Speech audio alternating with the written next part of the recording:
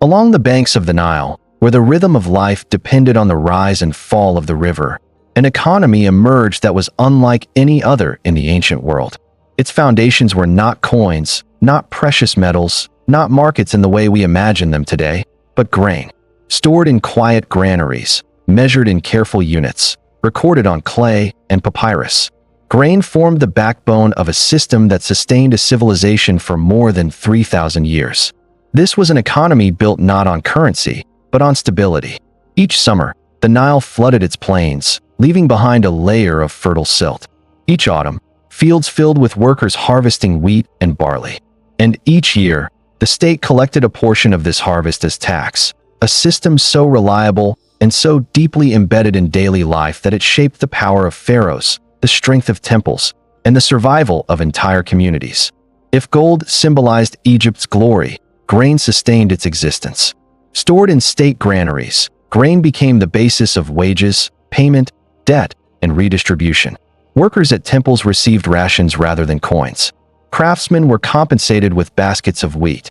Priests, scribes, and officials lived on allocations measured with precision by bureaucrats who kept the economy functioning smoothly.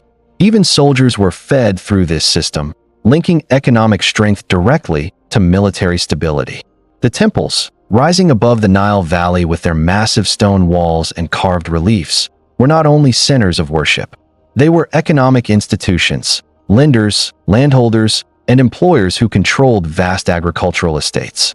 They preserved records, managed distribution, and supported thousands of workers through complex networks of storage and taxation.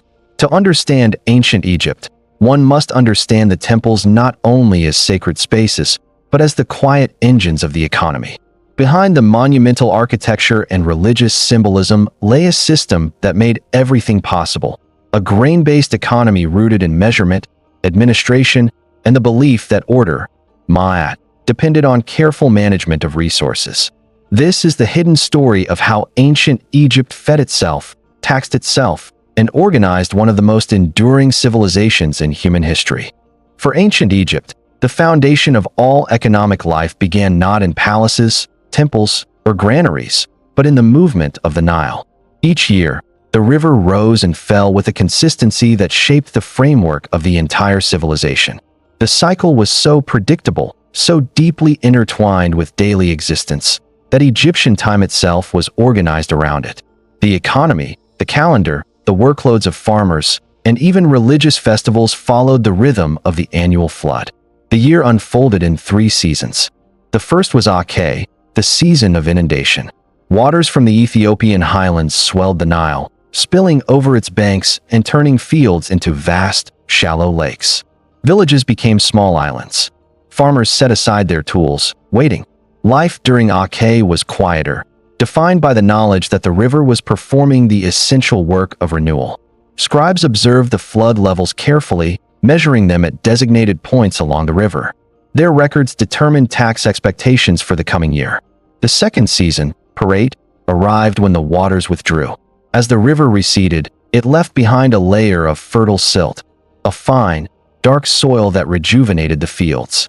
Farmers returned to the land, marking out boundaries, preparing channels, and planting seeds. This soil, carried hundreds of kilometers downstream, provided nutrients without which Egyptian agriculture could not have sustained its population. The yearly replenishment meant fields never needed to lie fallow. Work resumed with intensity, guided by generations of knowledge passed from parent to child. The final season, Shimu, was the time of harvest. Wheat and barley ripened under the sun, turning fields into expanses of gold. Communities worked together to gather the grain before the heat became overwhelming. Bundles were collected, threshed, measured, and transported to storage sites. This moment, the gathering of grain, determined not only the prosperity of individual households, but the wealth of the state and temples that relied on their share of the harvest. At the heart of this agricultural world stood the Nilometer, a simple yet powerful instrument carved into stone. It measured the height of the inundation. Too low, and famine loomed. Too high, and villages might be washed away. A balanced flood meant abundance. Officials interpreted these readings with care.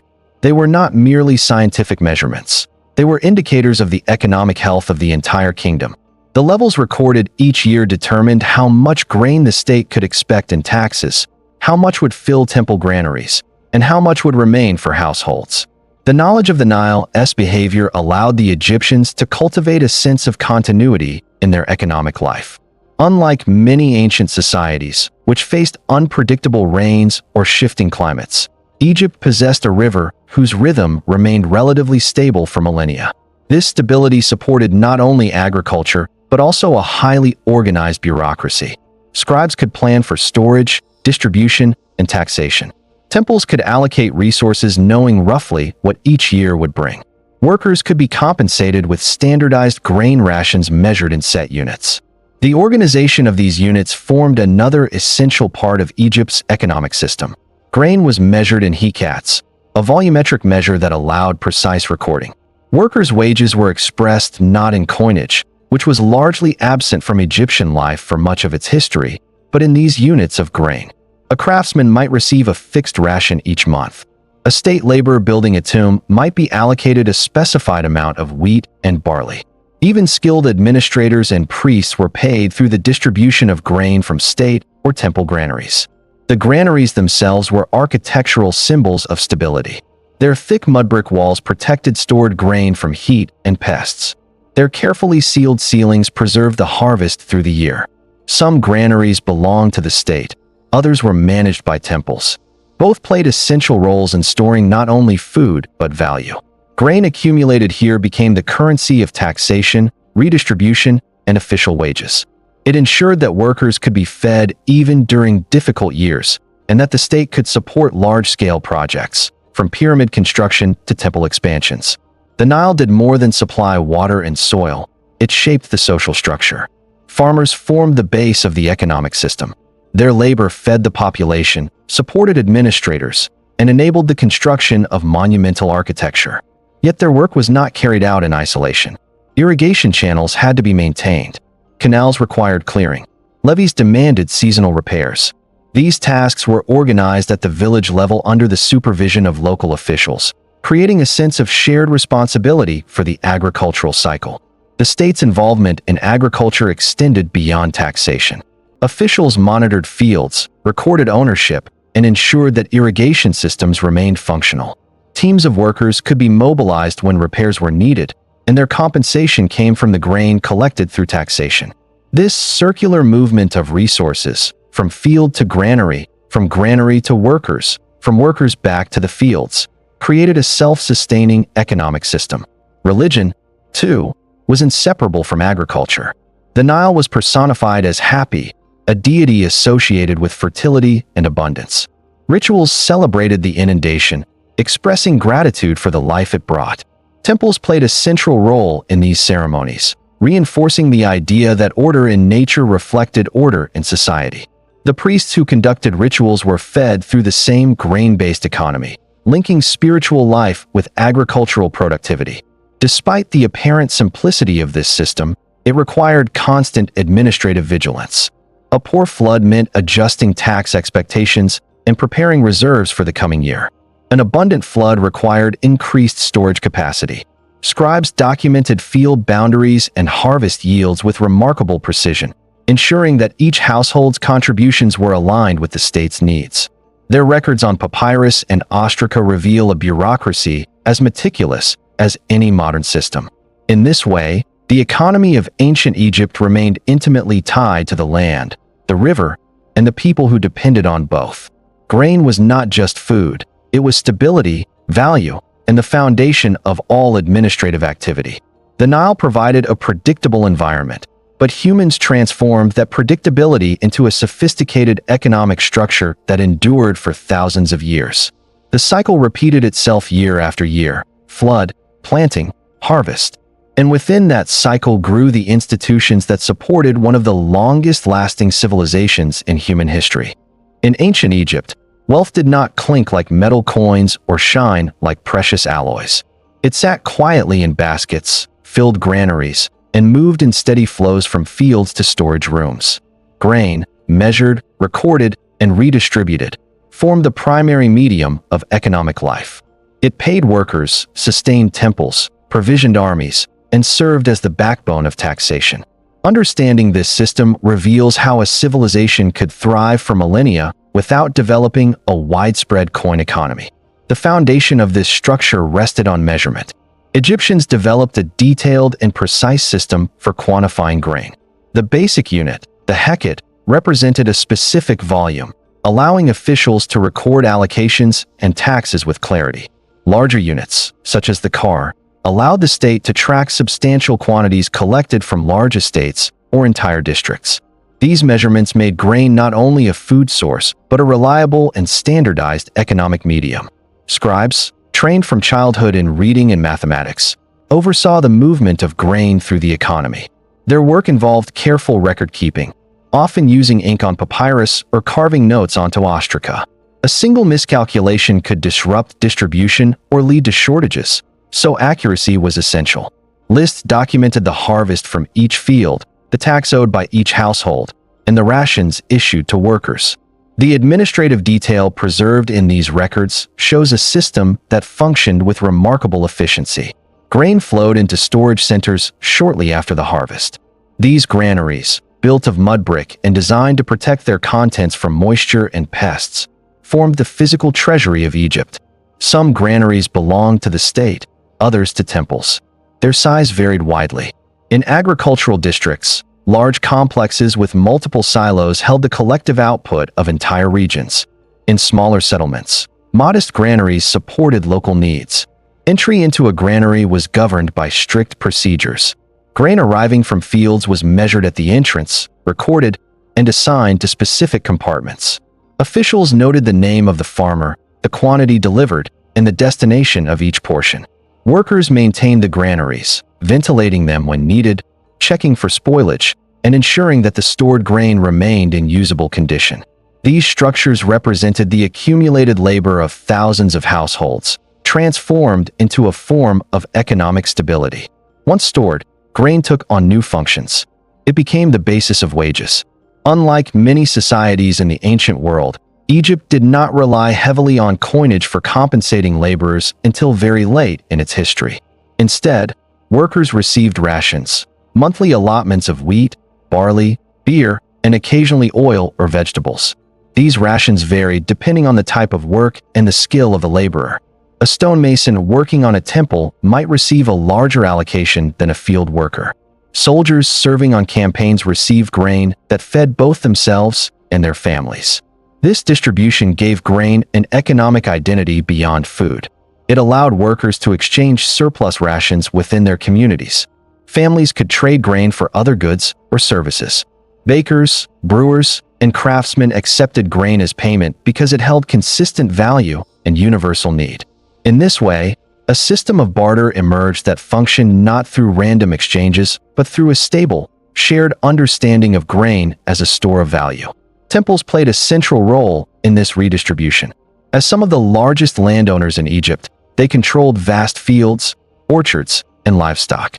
The produce from these lands flowed into temple granaries, where priests supervised storage and distribution.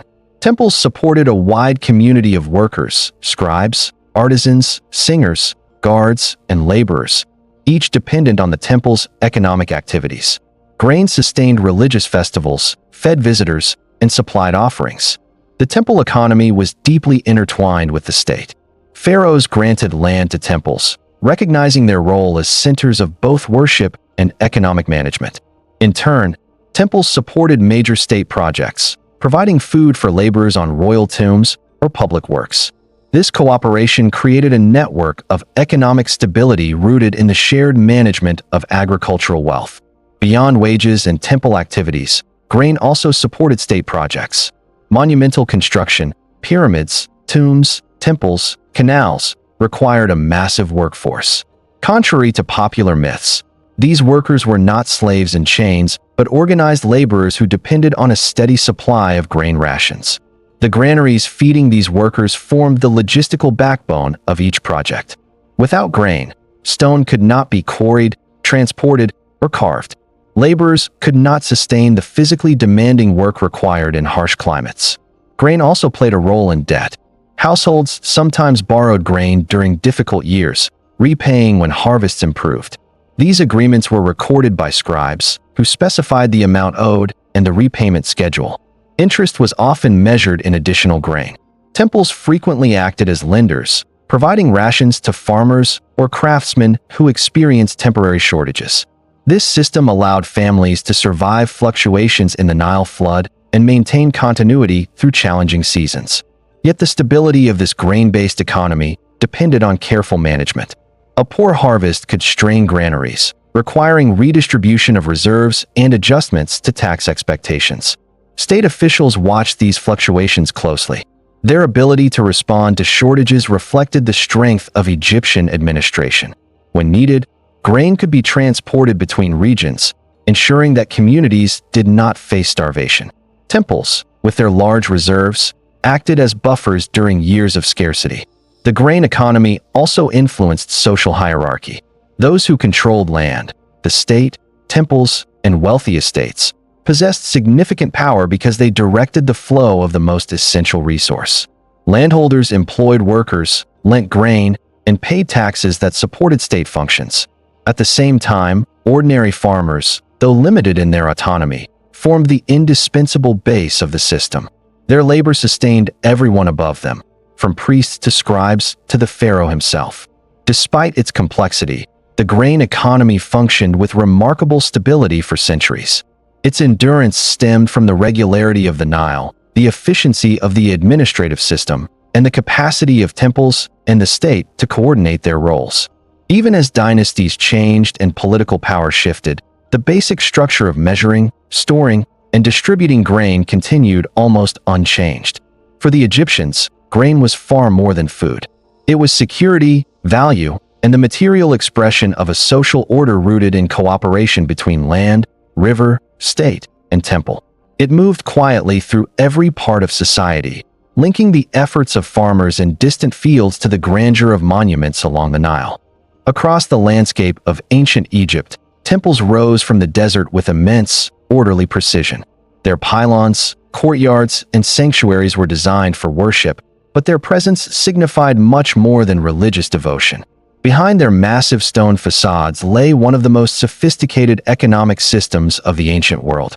Temples were not only spiritual centers, they were vast administrative institutions, landholders, employers, lenders, and repositories of resources that shaped every aspect of Egyptian life.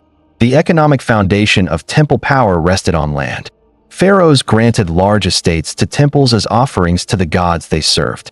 These lands stretched across fertile fields near the Nile, extending in some cases to distant agricultural zones and even to desert oases. A temple's wealth depended not on treasure hidden inside sanctuaries, but on the yearly harvests produced by the people who farmed its estates. These farmers included a wide array of individuals: tenant families who cultivated small plots, laborers who worked directly for the temple, and seasonal workers hired during planting, irrigation, or harvest.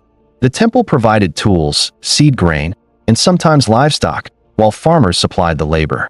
The harvest that resulted was divided according to established agreements, a portion for the farmers themselves and a portion for the temple granaries. This system ensured a consistent flow of grain into temple storage, supporting the institution throughout the year. The granaries of large temples were significant in size, reflecting their central role in distribution. Unlike state granaries, which supported national labor projects and administration, temple granaries sustained a broad network of internal operations. They provided rations for priests, scribes, guards, singers, builders, and the many workers employed in maintaining temple grounds, monuments, and irrigation channels. A large temple functioned like a small city. It had its own workshops for pottery, weaving, metalworking, and carpentry. Artisans produced everything needed for rituals, maintenance, and offerings.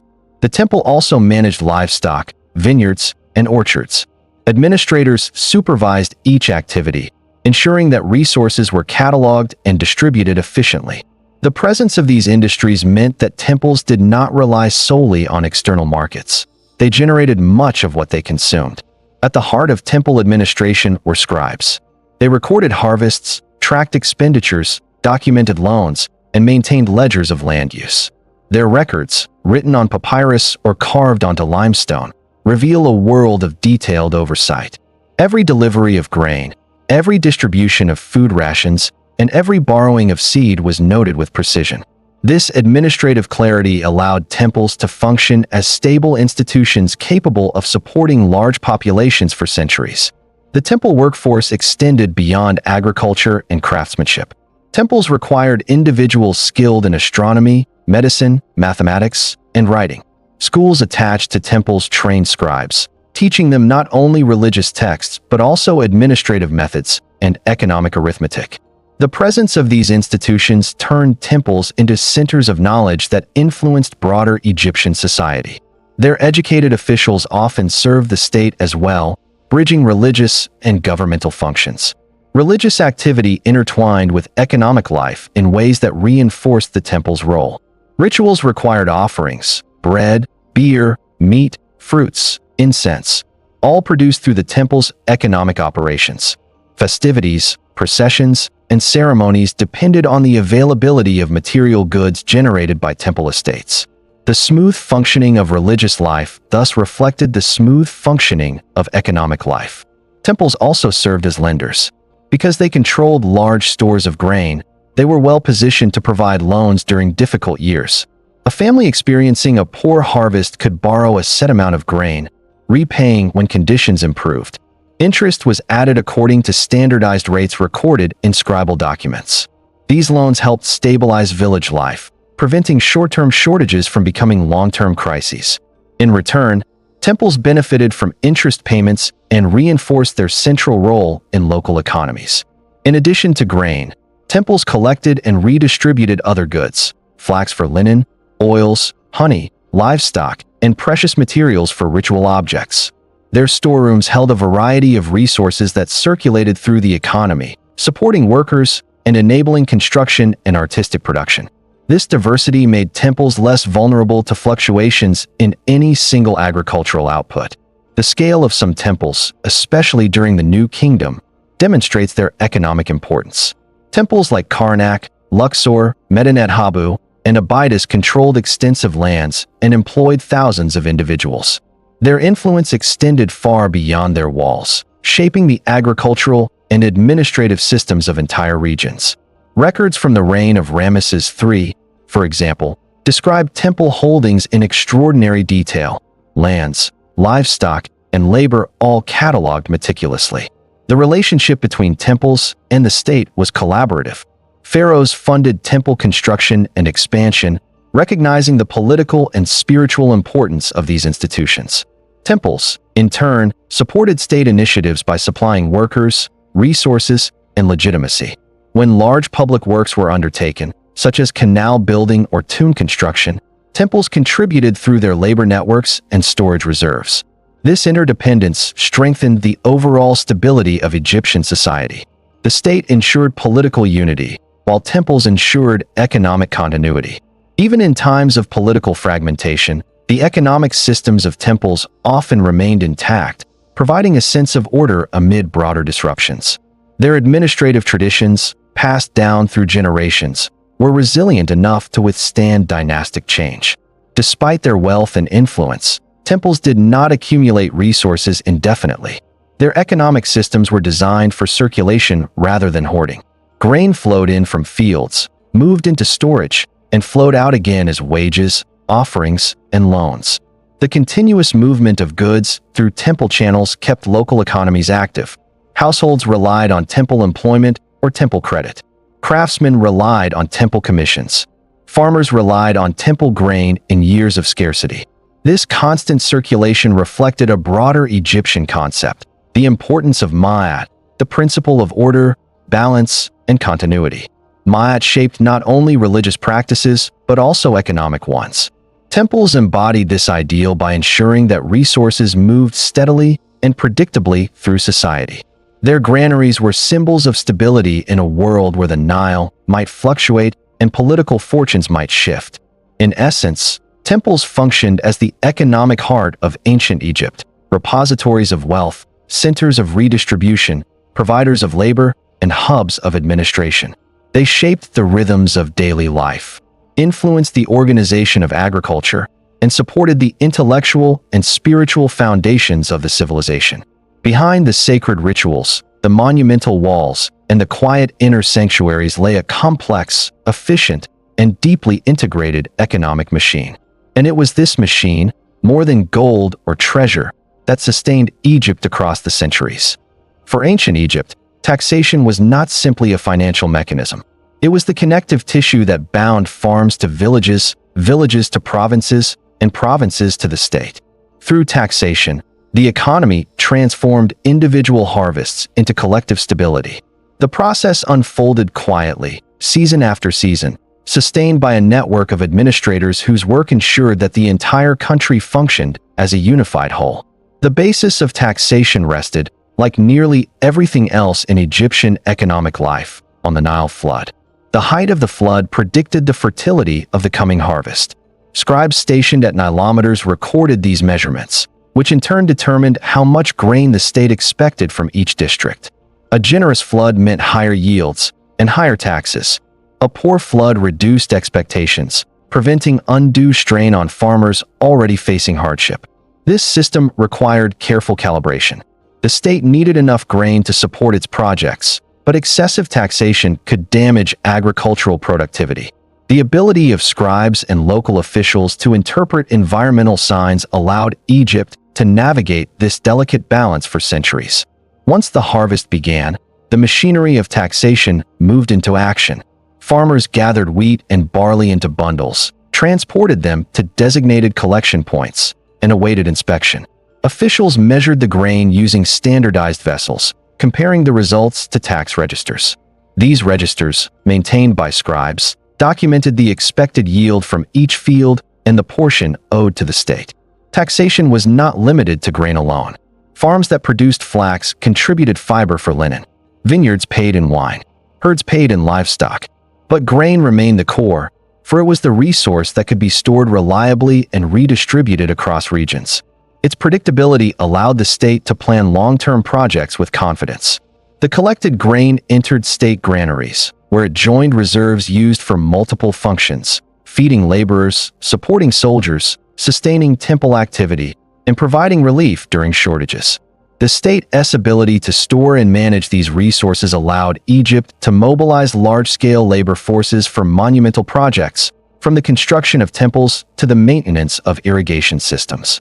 What made this possible was the work of Egypt's bureaucratic class, an administrative hierarchy that stretched from local scribes to overseers of royal estates.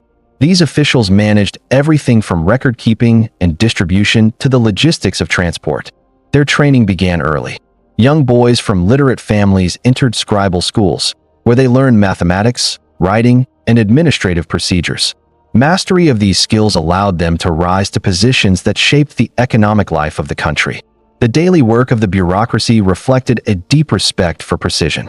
Tablets and papyri recorded exact quantities of grain, lists of workers, inventories of tools, and schedules of distribution. These records served as the backbone of state governance. They ensured that workers on royal projects received consistent rations, that soldiers in remote garrisons were provisioned, and that temple festivals proceeded without interruption. A key element of this system was redistribution. Resources collected from one region could be directed to another. A surplus in Upper Egypt could support a shortfall in the Delta. Grain from temple lands could supplement state reserves during years of scarcity. The movement of resources created an interdependent network that bound Egypt's regions together, reinforcing political unity. This redistribution also played a role in supporting public works. Tombs, temples, canals, and fortresses required large numbers of laborers.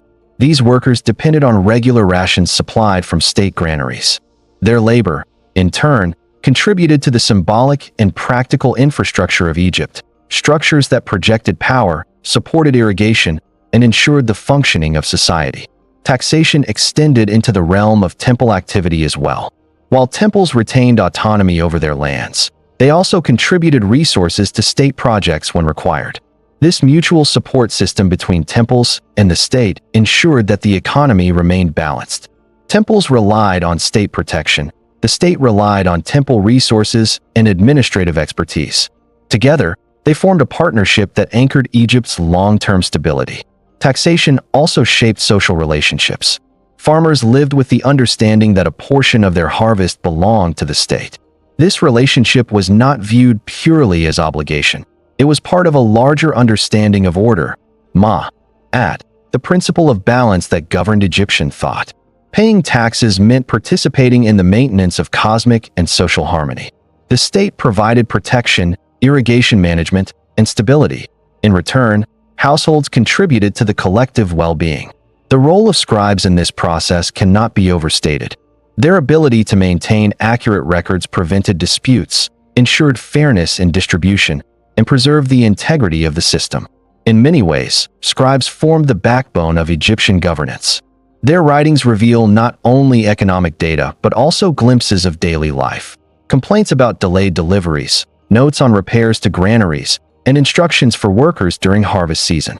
Despite the sophistication of the system, taxation was not without challenges. Years of inadequate Nile flooding strained reserves. Political transitions sometimes disrupted the administrative hierarchy. Local officials, like in any large system, could misreport yields or accept bribes. Yet the system's resilience lay in its structure, which distributed responsibilities across multiple levels of administration. Even when parts of the system faltered, others compensated, allowing the overall framework to endure.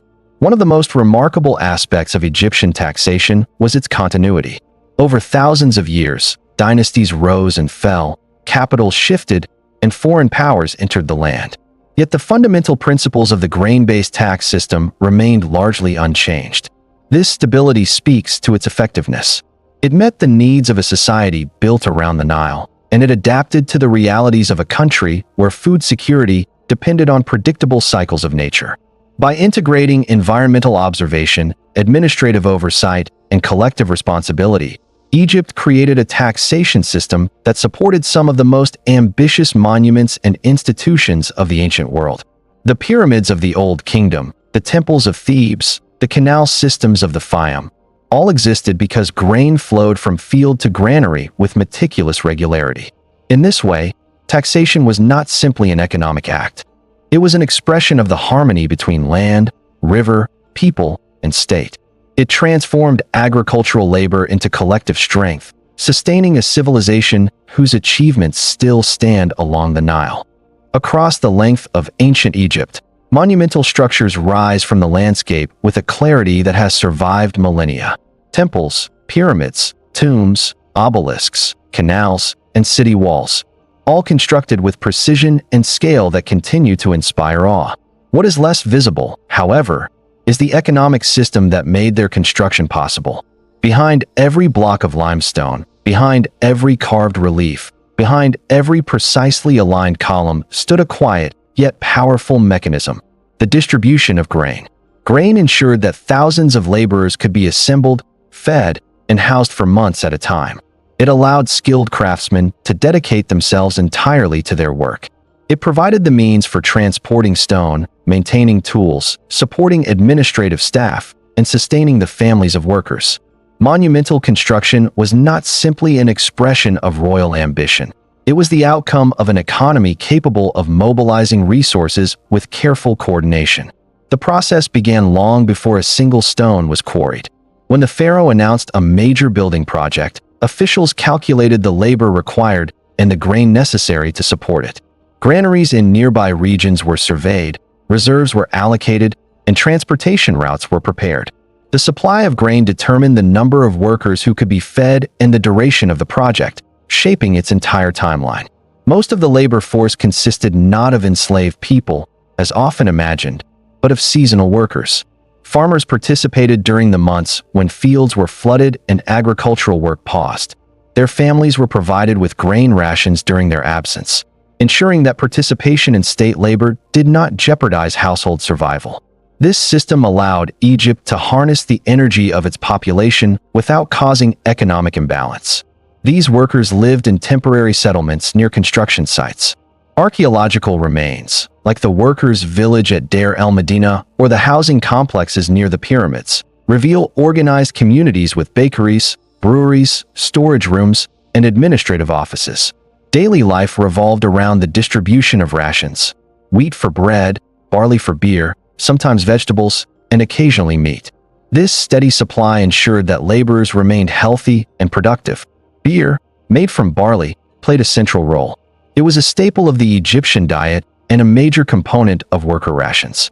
Its nutritional value provided essential calories during long days of labor. Breweries attached to state projects produced vast quantities, their output recorded meticulously by scribes. These records show that grain, transformed into bread and beer, was the true fuel of Egypt's monumental construction. Skilled craftsmen received larger and more diverse rations.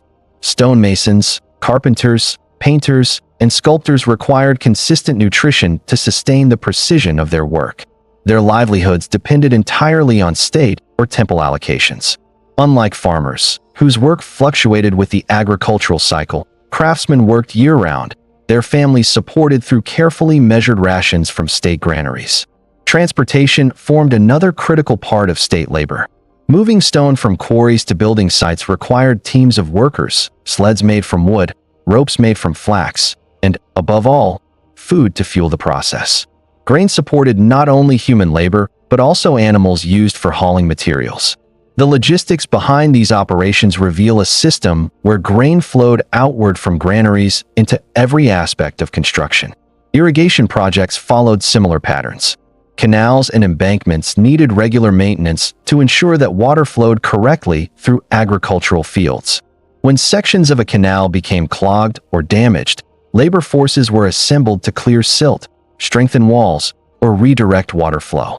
These workers, too, relied on grain rations distributed by local administrators. Their work supported agriculture, which in turn supported the state, completing a cycle that sustained Egypt's stability. The management of these projects required a sophisticated administrative hierarchy. Overseers supervised labor crews, recorded attendance, and distributed rations. Scribes tracked the flow of supplies, noting how much grain was allocated and how much remained. These records ensured accountability and provided insight into the scale of operations. Papyrus documents revealed daily lists of bread loaves baked, jars of beer consumed, and quantities of grain issued. Behind every task, cutting stone, shaping wood, painting walls, stood a system designed to ensure that workers never lacked food. Grain gave the state the ability to mobilize thousands of individuals for collective projects, transforming visions into lasting monuments. Temples also played a role in construction, especially for religious projects. When building new sanctuaries or expanding existing ones, temples allocated resources from their own granaries. Their estates supplied the food needed for laborers, while state officials coordinated logistics.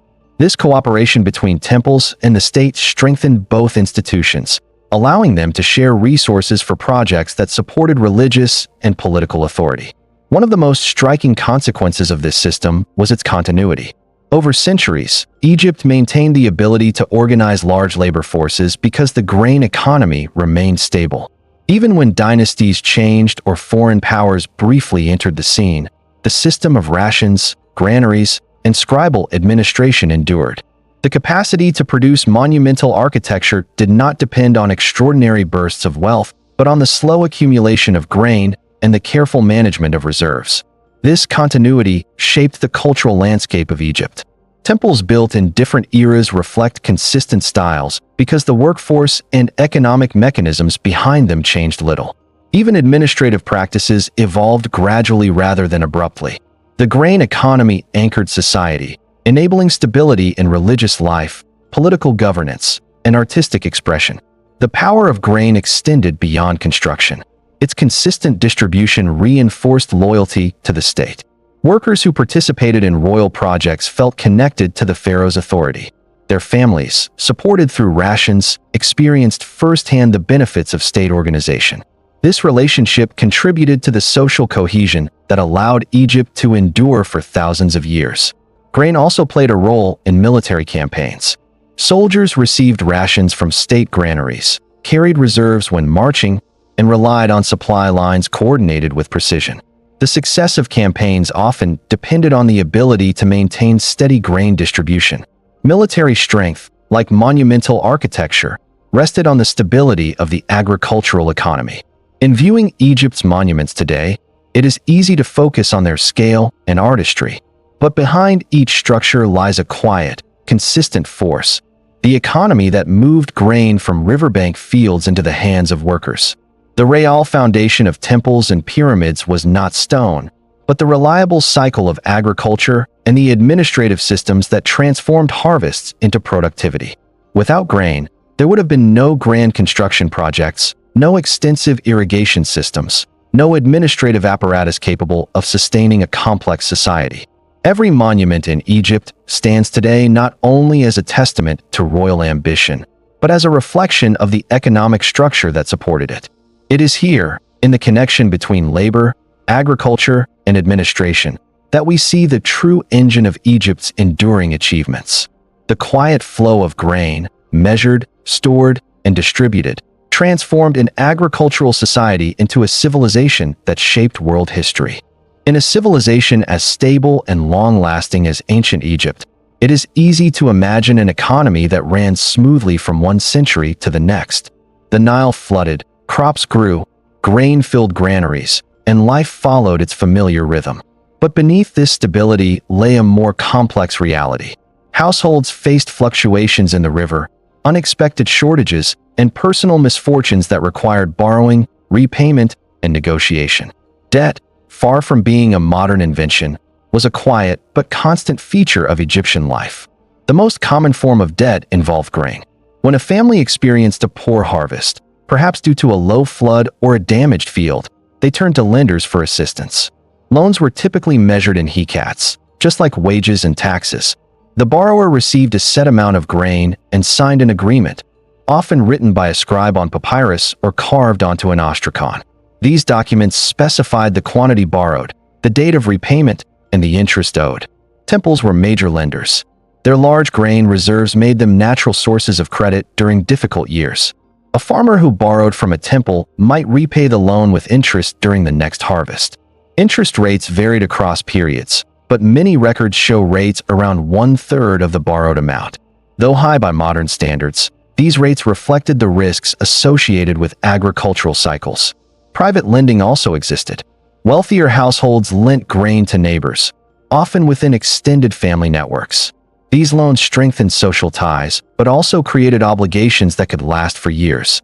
Failure to repay on time sometimes resulted in additional penalties, more grain, labor obligations, or the transfer of certain property rights. Debt was not limited to grain. Linen, livestock, tools, and even land could be borrowed or pledged as security. A family might offer a portion of their future harvest as collateral. In rare cases, individuals entered service to repay debts through labor. However, the Egyptian system avoided the widespread enslavement of debtors seen in some other ancient societies. Debt typically involved economic obligations rather than loss of personal freedom. The administrative system played a crucial role in regulating debt. Scribes ensured that agreements were properly recorded. Officials tracked temple loans and confirmed repayments. These records protected both lender and borrower, reducing disputes and maintaining social order. The presence of such documentation shows how deeply integrated debt had become in Egyptian economic life. Economic crises emerged when environmental conditions disrupted the agricultural cycle. A series of poor floods could strain reserves, forcing the state to adjust taxation or redistribute grain from distant regions. During extreme shortages, grain prices rose sharply, increasing the burden on indebted households. Papyrus documents from various periods describe grain becoming scarce, wages failing to keep pace with prices, and households struggling to meet obligations. One of the most detailed sources, from the late Middle Kingdom and early New Kingdom, reveals how temple granaries helped stabilize communities during crises. When harvests failed, temples extended loans to farmers, preventing widespread famine. The grain lent was repaid once conditions improved, often over several years. Temples thus acted as economic buffers, absorbing the shocks of nature and preserving the agricultural foundation of society. Yet crises could expose the fragility of households. A single failed repayment could lead to the loss of livestock or tools, making future cultivation more difficult. Repeated failures could force a family to sell land or enter into long-term labor agreements with temples or estates. These patterns reveal that while Egypt's macroeconomic system remained stable, Individual households navigated cycles of prosperity and hardship. The state recognized the need to maintain balance. In some periods, rulers issued decrees canceling certain taxes or forgiving debts owed to the crown. These actions reinforced the principle of monumental, the belief that order and balance must be restored when disrupted. Debt forgiveness did not occur regularly, but its presence in historical records shows a willingness to adjust economic pressures when necessary. Another aspect of debt involved workers in royal projects. Laborers sometimes received advances of grain before beginning work. These advances constituted a form of debt that workers repaid through their labor. Administrators documented these arrangements carefully to ensure that workers fulfilled their obligations and that the state received the labor it subsidized. As Egypt entered periods of foreign rule, first under the Hyksos, later under the Assyrians, Persians, Greeks, and Romans, the structures of debt evolved but never disappeared. Coins became more common during the later periods, especially under Greek and Roman administration, but grain continued to serve as collateral and payment in rural areas. The persistence of grain-based debt highlights the deep connection between agriculture and economic obligations that defined Egyptian life. What makes Egypt's debt system remarkable is not its severity, but its integration into a broader economic framework designed to maintain stability.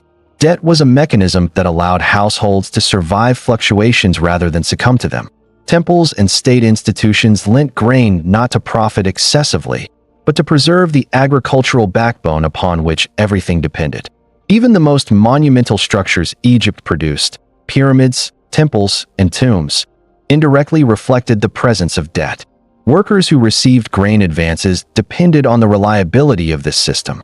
Communities that borrowed grain from temples could continue farming and contributing to the economy. The very existence of large, cohesive labor forces required a population that could weather economic challenges without collapsing. In everyday life, debt appeared in humble transactions. A farmer borrowing seed grain, a craftsman receiving an advance for future work, a family pledging part of their harvest to secure a loan. The paperwork left behind, small ostraca covered with numbers, receipts carved onto limestone flakes, papyrus contracts sealed by scribes, offers a view into the quiet dealings that sustained the ancient economy. These traces reveal an economic world built not on reckless borrowing or harsh penalties, but on managed support and mutual obligation. Debt, properly regulated, allowed the system to absorb shocks. It connected temples, farmers, and officials in a network of reciprocal responsibilities. And within this network, crises did not destroy the economy. They tested its resilience. Egypt's ability to recover from bad floods, poor harvests, and regional disruptions speaks to the strength of its administrative and agricultural structures. Debt functioned as a tool of adaptation, ensuring continuity in a land where the Nile could be generous one year and restrain the next.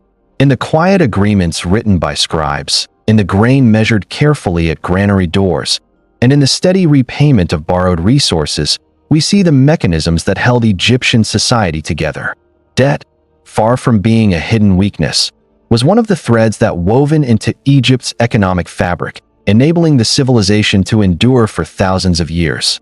When we imagine ancient Egypt, we often see the river as a serene ribbon of blue cutting through sand and stone.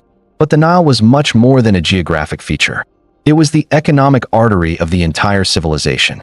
Every transaction, every shipment, every movement of grain, livestock, tools, and goods relied on the river's predictable flow. Understanding Egypt's economy means understanding the Nile not only as a water source, but as a transportation network that shaped regional trade for thousands of years. Along its banks stretched hundreds of villages and towns. Farmers lived close to the river, placing their homes and fields within reach of its waters. The Nile provided irrigation, but it also provided a pathway. Goods moved more easily by boat than by land. A small crew could transport the equivalent of dozens of carts simply by harnessing the current. Upstream journeys relied on sails catching the northerly winds. Downstream travel let the river carry vessels swiftly toward the delta and the Mediterranean. This efficiency transformed the Nile into a commercial corridor.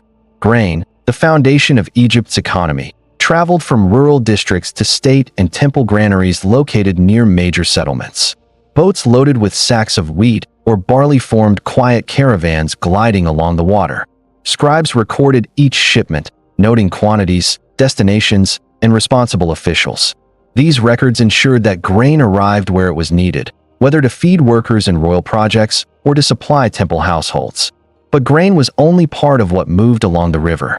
Egypt's craftsmen depended on stone quarried in the south, timber imported from abroad, metal from Sinai, and pigments from distant mines.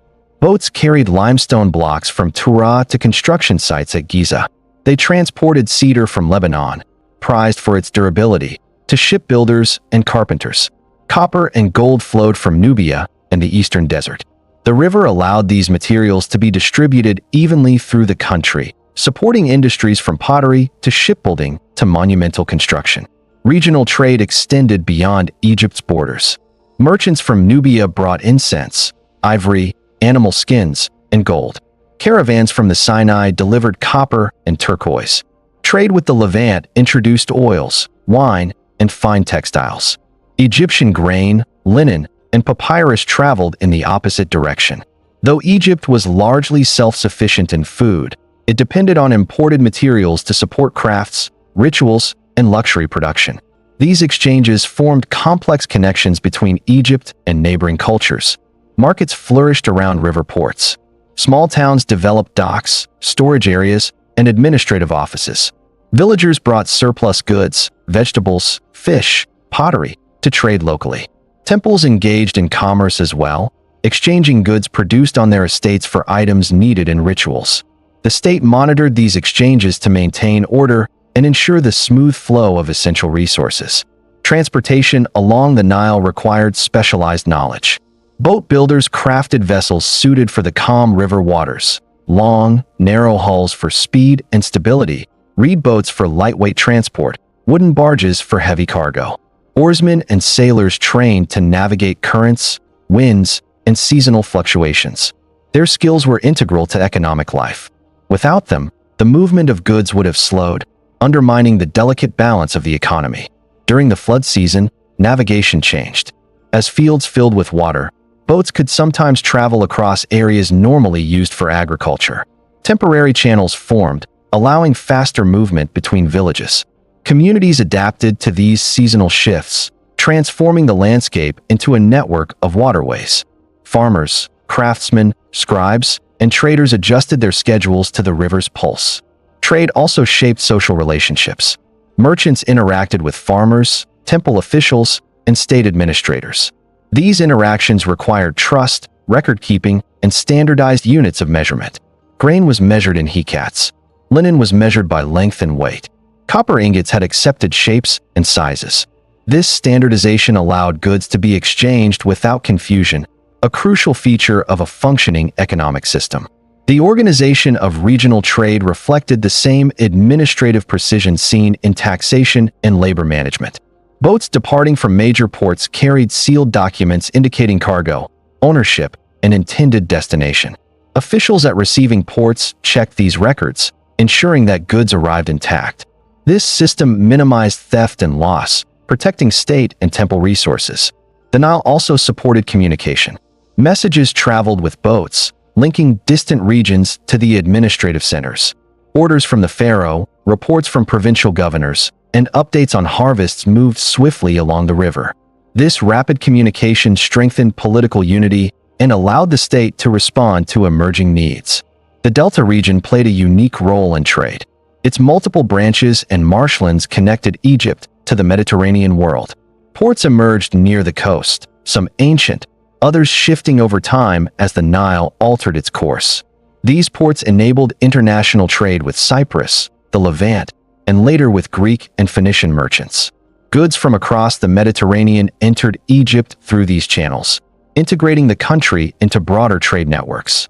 Despite its centrality, trade introduced challenges.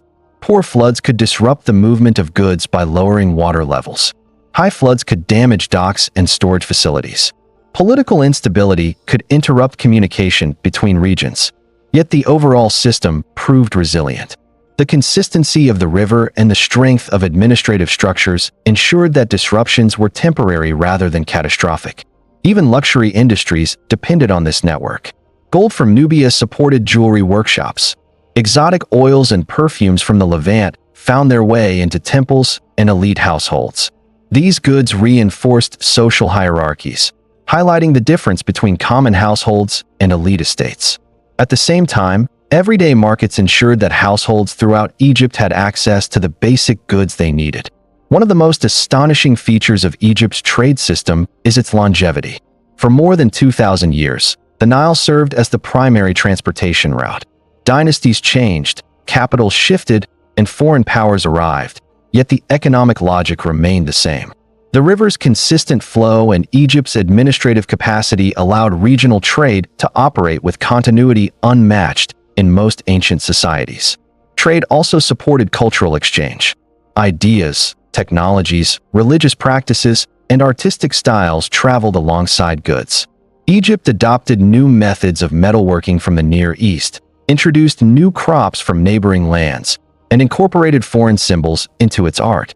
These cultural exchanges enriched Egyptian life, all facilitated by the movement of goods along the Nile. In examining Egypt's economy, we often focus on grain, temples, and taxation. But without the river's capacity to carry goods across vast distances, these systems would have remained isolated. The Nile unified Egypt's regions, sustained its industries, and connected it to the wider world. Every boat moving along the water, from humble fishing vessels to large cargo barges, participated in a system that shaped one of the longest-lasting civilizations in history. The river served as both path and lifeline, a quiet current beneath the grand achievements of ancient Egypt. For all the complexity of Egypt's temples, granaries, and administrative networks, the true heart of the economy lay within ordinary households scattered along the Nile. These homes, modest structures made of mud brick, with small courtyards and simple storage areas, formed the foundation upon which the entire system depended. Every grain in the granary traced its origin back to fields cultivated by families whose daily routines shaped the broader economy. A typical household managed its resources with careful attention. Food, tools, clothing, and labor all required planning. Grain, once harvested, was stored in small bins or jars within the home. Some families owned their own storage pits. Others relied on community granaries or shared spaces. The amount stored determined not only a family's diet, but its ability to trade, repay debts, or participate in seasonal labor projects. Grain functioned as both nourishment and security. A household with full storage jars entered the year with confidence. A household with empty ones faced uncertainty. Women often oversaw daily food management. They ground grain using hand mills, prepared dough, baked bread, and brewed beer. These tasks required consistent physical effort, transforming agricultural produce into meals that sustained the family. Beer brewing, in particular, played a central role. Its production rhythm, mixing mash, fermenting, storing, reflected the quiet routine of domestic life. Records from villages show that beer was not a luxury, but a staple, consumed daily and shared during community gatherings. Household tools were usually simple: wooden plows, stone grinders, woven baskets, clay jars. Men repaired tools and tended to livestock when available: goats, cattle, or fowl. Ownership of animals varied by social rank. Wealthier families kept cattle for plowing and transport. Poorer households might keep only a few chickens. Livestock served as both labor and economic reserve. A cow could support plowing or serve as collateral in times of hardship. Goats provided milk and skins. The presence of animals added resilience to a household's economic life. Clothing production also unfolded within the home. Families grew flax or acquired it through trade.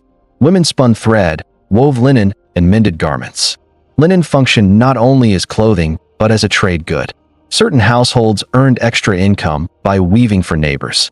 These small exchanges contributed to the informal local economy, allowing goods to circulate between families without state involvement.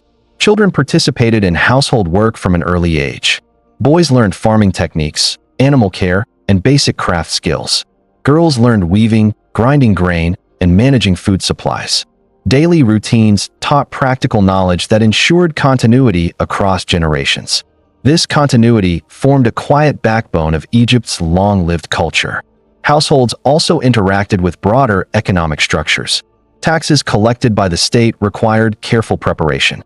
Before tax season, families measured their stored grain, calculated expected yields, and planned how much would remain after the levy. Scribes visited villages to record harvest outputs, and households presented portions of their produce at collection points. Though taxation was mandatory, its predictable nature allowed families to anticipate their obligations. Temples played a significant role in daily economic life as well. Families brought offerings, bread, beer, vegetables, linen, to local shrines. Temples supported communities through festivals, distributing food, and providing temporary work. Artisans received temple commissions for pottery, tools, or household goods. In return, they gained access to temple markets and credit networks. This relationship reinforced temple presence in everyday life.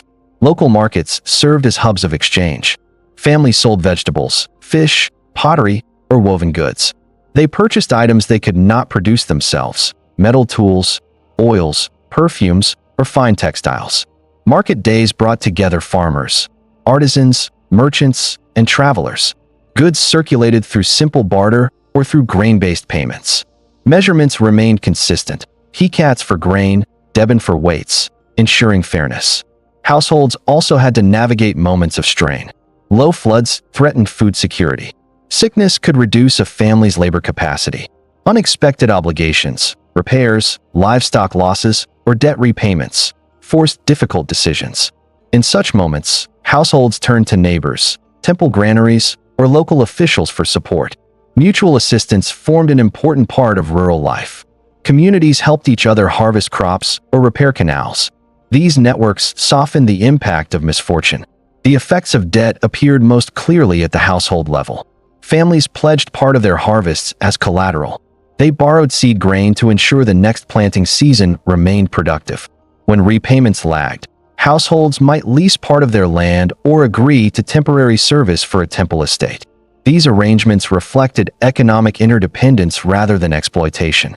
By accepting obligations in exchange for support, families maintained their ability to cultivate land and participate in the broader economy. Household religion and its associated rituals also shaped economic life. Small altars inside homes held offerings made from household resources. Daily rituals required bread, beer, incense, or oil, all produced or purchased through local networks. Religious festivals tied households to temples, where large gatherings consumed significant amounts of food. These events stimulated local markets and reinforced cultural cohesion. Some households gained upward mobility through professional skills. Skilled artisans, stonemasons, metalworkers, scribes, received regular grain rations from state or temple institutions. Their families enjoyed steadier supplies than agricultural households subject to fluctuations in the Nile. Scribes in particular held high status. Their literacy and administrative skills allowed them to serve in temples, estates, and government offices. Their wages, often larger than those of laborers, could support extended families. Even wealthier households followed the same fundamental patterns of resource management: storing grain, maintaining tools, weaving linen, and balancing labor across seasons. Their homes simply contained more rooms, larger storage areas, and additional workers. Yet their economic logic remained recognizable to any ordinary villager. Households across Egypt participated in a shared system, one that combined domestic routines with the stability of the state and temple economy. This integration allowed Egypt's society to function smoothly from one generation to the next. At the quiet center of this system were ordinary families managing food, labor, and materials with steady discipline. Through their routines, Egypt endured. The decisions made inside small mud brick homes contributed to the construction of temples, the movement of trade, the stability of taxation, and the resilience of the economy. Household life embodied the principles of balance and continuity that defined ancient Egyptian civilization. Along the Nile's long corridor of green, ancient Egypt developed a relationship with water that shaped every aspect of its economy. The annual flood provided fertility, but the flood alone could not guarantee stable harvests. To transform a natural cycle into a dependable agricultural system, Egypt engineered a network of irrigation structures that stretched across fields, villages, and provinces. These systems, simple in some areas, remarkably complex in others, formed the backbone of Egypt's economic resilience. Water management began at the level of the basin. Farmers divided land into sections surrounded by low earthen walls. As the floodwaters rose, these basins filled, allowing silt-rich water to sit for days or weeks. When the water receded, it left behind a layer of fertile soil. This technique required careful maintenance of levees and channels. Every year, before the flood arrived, communities repaired basin walls, cleared silt, and ensured that water could flow evenly into each section. The collective effort linked households through shared responsibilities. Beyond the basins, canals formed the arteries of the irrigation system. Canals redirected floodwaters into fields farther from the riverbank, extending cultivation into areas that would otherwise be too dry.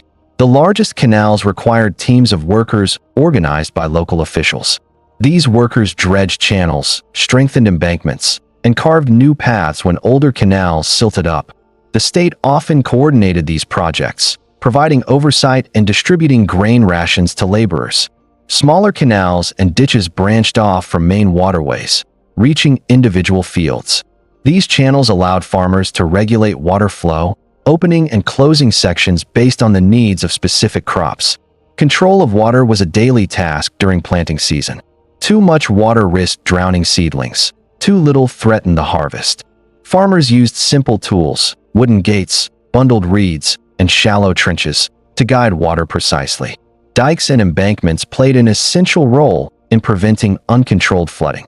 During years of exceptionally high inundation, the Nile could overflow its natural banks and damage settlements. Embankments protected villages and granaries from destruction. Their maintenance required organized labor and coordination across communities. Local officials inspected dikes each year, ensuring that weak sections were repaired before the flood season. In regions where natural flooding was less predictable, Egypt employed more advanced engineering solutions. One example is the Fayum Basin, transformed into a fertile agricultural zone through canals that diverted water from the Nile. This large-scale irrigation project, initiated in the Middle Kingdom and improved over centuries, expanded Egypt's agricultural capacity and supported growing populations. The Fayum demonstrates how engineering allowed Egypt to transcend the limitations of geography. Water management extended beyond agriculture. Villages relied on canals for drinking water, cooking, washing, and livestock care. Temples used water for rituals requiring purification. In urban areas, water systems supported workshops, breweries, and bakeries. The presence of reliable water access shaped the placement of settlements, markets, and administrative centers. The system's effectiveness depended on constant human labor. After the floodwaters withdrew, canals filled with silt, requiring seasonal cleaning. Village communities organized teams to remove debris, widen channels, and reinforce walls. These tasks were not optional. Neglecting them threatened the entire agricultural cycle. Inscriptions and papyri reveal instructions given by officials to ensure that maintenance work was completed on time. Water management also required oversight from the state. Royal inscriptions highlight the pharaoh's role as guardian of irrigation systems. Maintaining the river's order formed part of the king's responsibility to uphold Ma'at. Officials appointed to oversee water distribution recorded levels, monitored conditions, and coordinated repairs. Their reports helped determine taxation, regional assignments of labor, and long-term agricultural planning. The shaduf, a simple yet ingenious device, expanded irrigation possibilities. Consisting of a long pole with a counterweight, the shaduf allowed farmers to lift water from lower canals into higher basins. This technology reduced labor and enabled cultivation on uneven terrain. Its widespread use reflects the adaptability of Egyptian farming practices. Despite engineering skill, water management remained vulnerable to environmental fluctuations. Low floods strained the system, reducing the reach of canals and limiting crop yields. High floods risked damaging embankments and flooding villages. Records from various periods describe communities struggling with water shortages or rebuilding after flood damage. Yet the resilience of the system lay in its integration of local and state efforts. When one region faced difficulty, others could compensate through redistributed grain. Irrigation also shaped social organization. Families with fields far from the river relied on community leaders to ensure that water reached their land. Disputes over water allocation occasionally arose, particularly in dry years. Scribes documented these disagreements and issued rulings based on established rights. These records reveal a legal system attentive to agricultural needs and communal fairness. Water management influenced the rhythms of daily work. Farmers rose early to monitor water flow, check channel openings, and repair small breaches. Children learned to recognize the sound of rising water and the signs of soil moisture. Agricultural tasks unfolded in harmony with the movement of the river. Planting when the soil was moist, weeding as fields dried, harvesting as the heat intensified. Temples participated in irrigation as well. With large estates to manage, they maintained expansive canal networks. Temple inscriptions describe the construction of waterways, the digging of reservoirs, and the restoration of basins. These projects reflected both economic need and religious devotion, as ensuring the fertility of temple lands symbolized the favor of the gods. Large-scale irrigation projects illustrate the engineering capabilities of Egypt. Canals stretching for kilometers required surveying, precise planning, and coordinated labor. Some canals redirected water to areas that previously supported only limited agriculture. Others supplied new temple towns or royal complexes. The ability to shape the landscape in this way underscores the sophistication of Egypt's administrative and engineering systems. Over centuries, irrigation practices evolved, but the core principles remained constant. The Nile's natural flood provided the foundation, while human effort refined and extended its benefits. This harmony between nature and engineering allowed Egypt to maintain agricultural productivity even during environmental variability. The long-term success of Egypt's economy depended on this balance. Grain surpluses supported state projects, temple rituals, and trade networks. These surpluses were possible only through effective water management.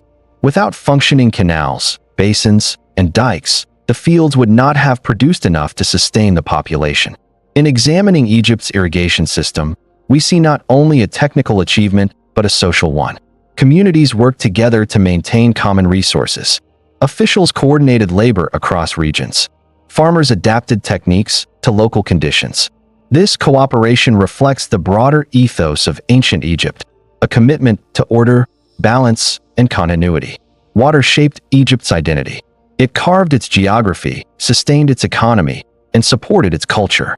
Through the engineering of irrigation systems, the Egyptians transformed a natural cycle into a dependable foundation for civilization. Across the Nile Valley, where agricultural cycles brought both certainty and vulnerability, the question of surplus, what to store, what to distribute, and what to dedicate to ritual, shaped the balance between daily survival and the long arc of cultural continuity. In ancient Egypt, surplus grain, oil, linen, and livestock did not accumulate in private estates alone. Much of it flowed into temples and state granaries, which acted as repositories not only of material wealth, but of social stability. Temples, enormous in scale and complex in function, stood at the center of this redistributive system. Their granaries and storerooms filled after each harvest, receiving grain from temple-owned lands, offerings from households, and allocations from the state. These stores were not allowed to remain static. Surplus moved outward again, to workers, to scribes, to priests, to communities participating in festivals. Through these cycles, temples transformed surplus into social cohesion. One of the most visible forms of redistribution occurred during religious festivals. Temples hosted celebrations throughout the year, many lasting several days. These events required large quantities of food. Bread, beer, vegetables, meat, and fish were prepared in significant amounts. Many offerings presented to the gods, carefully arranged piles of bread or cuts of meat, were later redistributed among priests, workers, and sometimes visiting communities. In this way, offerings flowed back into social networks, reinforcing the connection between temple wealth and everyday life. Festivals served not only a religious function, but also an economic one. They stimulated local markets, increased demand for goods, and supported craftsmen who produced vessels, textiles, and ritual items. Villages near major temples saw an influx of visitors, creating opportunities for trade. Surplus stored in temple granaries entered circulation, supporting both ritual and commerce. Temple redistribution extended into daily routines. Priests received regular rations, often more elaborate than those given to workers. Scribes, guards, musicians, and artisans associated with temple service depended on these allocations. Their households relied on temple surplus not as charity, but as wages earned through specialized labor. This structure created stable employment for many families, anchoring communities around temple complexes. The state also played a role in managing surplus. State granaries collected grain through taxation, storing reserves meant to support public projects and military campaigns. These granaries acted as safeguards against famine. When the Nile failed to flood adequately, the state released grain to prevent starvation. Scribes recorded these distributions carefully, noting recipients and quantities to ensure accountability. Redistribution supported state labor. Workers assigned to building projects, canal repairs, or military expeditions received rations drawn from surplus stores. These rations, measured in standardized units, provided the calories needed to sustain physically demanding work. The ability of the state to mobilize labor depended entirely on the reliability of surplus distribution. Another form of redistribution occurred through offerings. Households regularly brought food, linen, and small crafted items to local shrines. These offerings, placed on altars or left in temple courtyards, became part of the temple's economic system. Priests cataloged them, storing perishable items for later redistribution and assigning crafted goods to appropriate uses. Offerings symbolized devotion, but they also contributed to the flow of resources within the temple network. Despite the centrality of surplus, its management required constant vigilance. Grain stored improperly could spoil. Rodents and insects posed persistent threats. Floods could damage storage facilities. For this reason, temples and state officials invested in high-quality construction for granaries. Thick mud brick walls, elevated floors, and sealed roofs protected stored grain. Workers maintained these structures throughout the year, ensuring that reserves remained viable. Redistribution also reflected social hierarchy. Higher-ranking priests received larger portions of offerings. Officials gained access to better quality goods. Ordinary workers received smaller, more practical rations. Yet, even within this hierarchy, distribution served to bind society together. Everyone, regardless of status, participated in the same network, receiving, offering, consuming. The movement of surplus reinforced a shared identity rooted in agricultural abundance. Extensive records survive describing these redistributions. Papyrus accounts list quantities of grain delivered to temple kitchens, amounts issued to craftsmen, and allocations for festivals. Ostraca found near temple sites showed daily distribution logs, evidence of a system run with quiet discipline. Even small discrepancies were noted and corrected. Temples sometimes extended redistribution beyond their immediate communities. In times of hardship, they offered grain to struggling households. Debt relief, though limited, occasionally occurred when temple administrators forgave part of a loan to prevent a family from collapsing into ruin. These actions upheld the principle of ma'at, restoring balance when circumstances threatened to disrupt it. Surplus management also influenced political authority. Pharaohs frequently associated their reigns with prosperity, emphasizing their role in ensuring abundant harvests and full granaries. Inscriptions highlight the king's responsibility to maintain irrigation, organize labor, and support temple wealth. When surplus was plentiful, pharaohs demonstrated their power through lavish offerings and temple constructions. When surplus declined, rulers issued decrees adjusting taxation or supporting local communities to preserve stability. The relationship between temples and the state in surplus management remained cooperative. Temples relied on state protection and recognition. The state relied on temple resources and administrative expertise. This mutual dependence strengthened the integrated economic system that characterized ancient Egypt. As centuries passed, the system remained remarkably stable.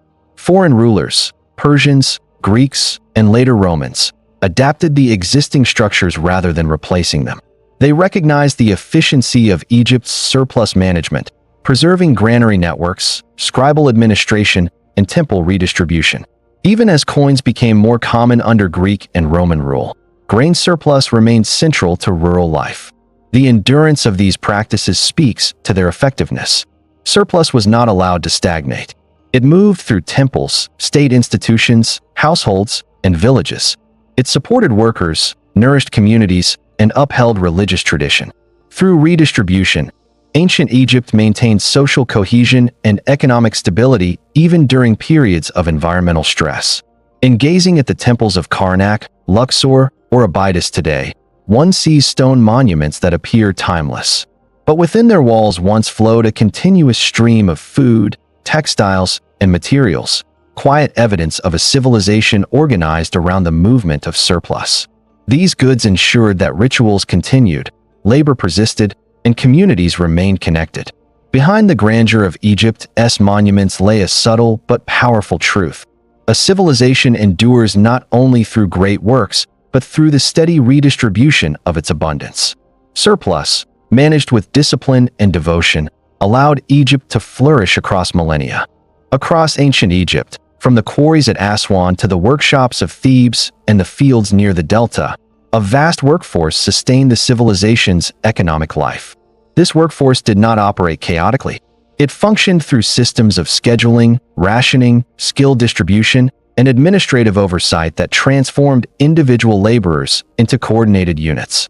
Understanding how Egyptians worked, how they were paid, organized, and supported, reveals a society where labor was not merely necessity, but an expression of economic order. Egypt's labor force fell broadly into three categories: agricultural workers, skilled craftsmen, and state-supported laborers. Almost every household contributed to agriculture, which shaped the lives of farmers through the rhythm of the Nile. Planting, tending, and harvesting defined their year. Yet agricultural labor did not take place in isolation. It connected directly to state and temple systems through taxation and seasonal work obligations. Agricultural workers supported themselves directly from their fields, but they also contributed to broader projects. During the flood season, when water covered the fields, farmers became available for public work. State officials mobilized these seasonal workers to repair canals, strengthen embankments, construct buildings, or support temple expansions. In return, they received grain rations measured precisely according to their time and effort. Skilled labor formed another pillar of the economy. Craftsmen, stonemasons, carpenters, metalworkers, potters, and painters worked year-round, supplying tools, vessels, ritual objects, and architectural elements. Many belonged to workshops attached to temples or royal estates. Their skills passed down through generations, creating lineages of artisans who refined techniques over centuries.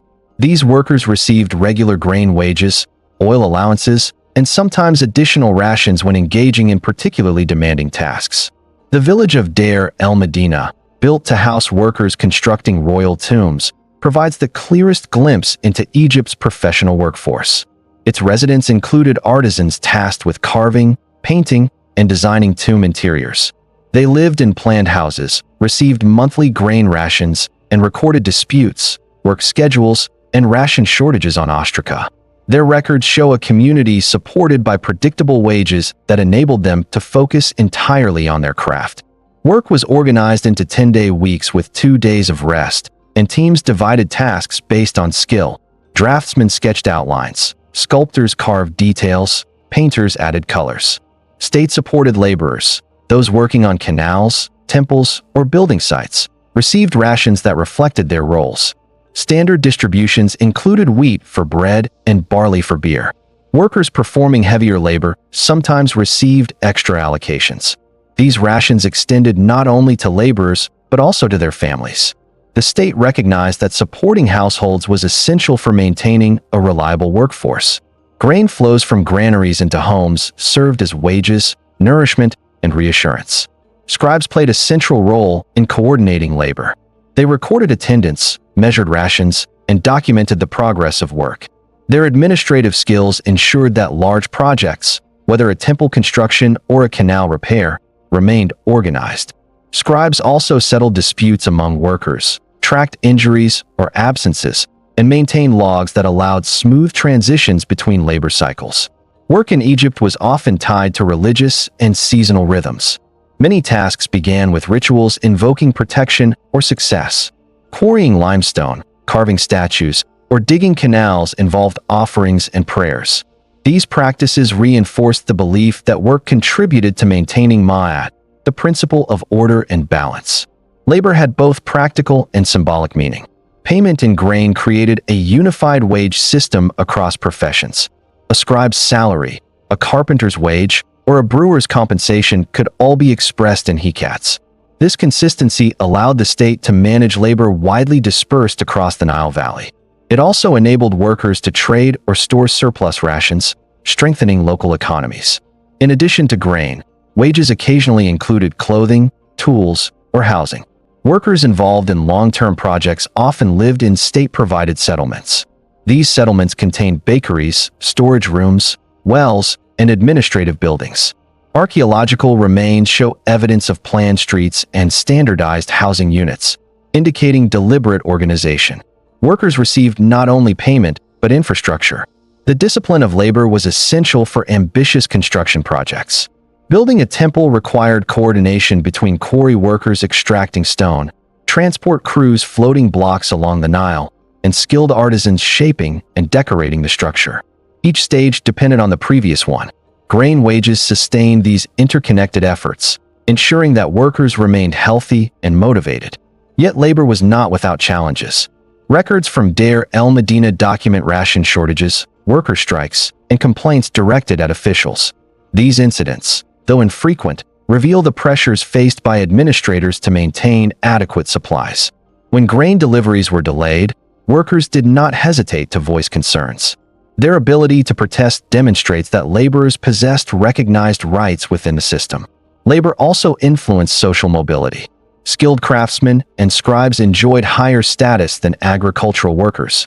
Their literacy or technical abilities enabled them to secure stable wages and sometimes accumulate wealth. Scribes in particular occupied positions of trust. Their administrative roles placed them close to officials, granting opportunities for advancement.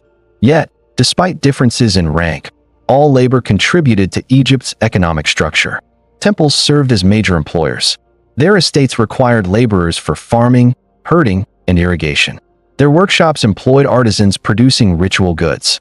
Their kitchens employed bakers, brewers, and cooks preparing offerings and festival meals. This temple-based labor force connected households to religious institutions through both wages and ritual obligations. Women also played significant roles in the labor economy. They brewed beer, ground grain, wove linen, prepared food for workers, and sometimes participated in temple service as musicians or dancers. Their domestic and professional contributions sustained households and supported larger economic networks. Egypt's labor system balanced state authority with local responsibility. Provincial officials oversaw regional tasks, while village leaders coordinated daily work. This decentralized structure allowed Egypt to maintain productivity across vast distances. Even when the central government weakened, local systems often continued without interruption. Over centuries, the organization of labor remained remarkably consistent. The reliance on grain wages, the integration of scribes, and the role of temples endured through dynastic changes and foreign invasions. Greek and Roman administrators later adapted these systems rather than replace them, recognizing their effectiveness. Labor, in its many forms, allowed Egypt to flourish. It supported agriculture, enabled monumental architecture, and maintained the infrastructure that sustained daily life. But more importantly, labor connected communities through shared responsibilities and common economic rhythms.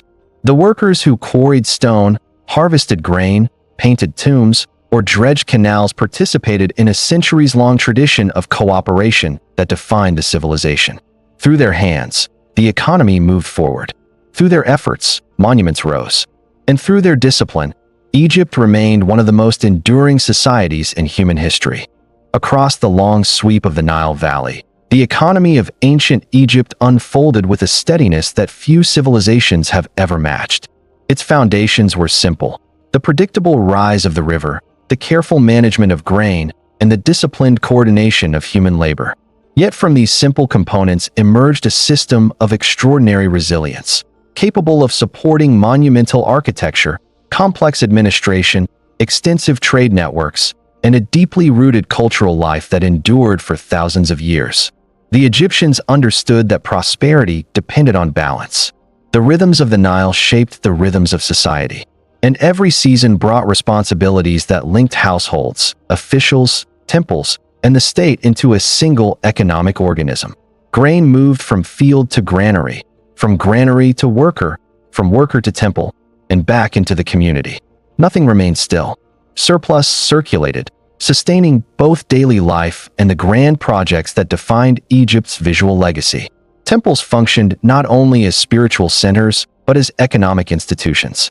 Their estates, granaries, workshops, and festivals anchored local economies and supported thousands of workers.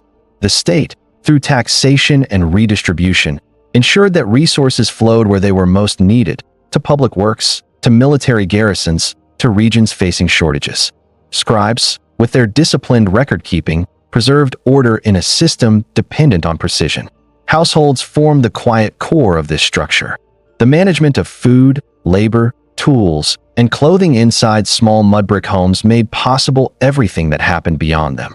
Daily routines, grinding grain, weaving linen, tending fields, were inseparable from the machinery of temples and the state. Trade along the Nile connected distant regions, allowing materials, ideas, and goods to move with ease. Irrigation transformed natural cycles into stable agricultural output. Debt, managed carefully, allowed households to navigate hardship without collapsing into ruin. Taken together, these elements reveal an economy not driven by markets or coinage, but by cooperation, predictability, and the continuous renewal of resources. The endurance of ancient Egypt was not the product of sudden innovation, but of systems refined patiently across centuries. In the quiet movement of grain and the steady work of its people, Egypt found the stability that made its civilization one of the longest lasting in history.